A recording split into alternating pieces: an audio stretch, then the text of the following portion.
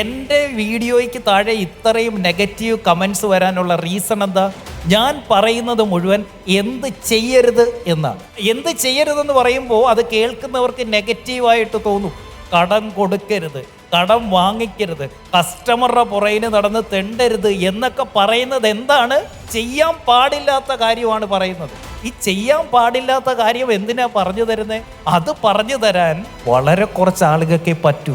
അത്രയും അനുഭവമുള്ള, അത്രയും ധൈര്യമുള്ള, അത്രയും കല്ലേറുകൾ ഏറ്റെടുക്കാൻ ചങ്കൂറ്റമുള്ളവന് മാത്രമേ അങ്ങനെയുള്ള കാര്യം പൊതുസമൂഹത്തിനോട് വിളിച്ചു പറയാൻ പറ്റൂ.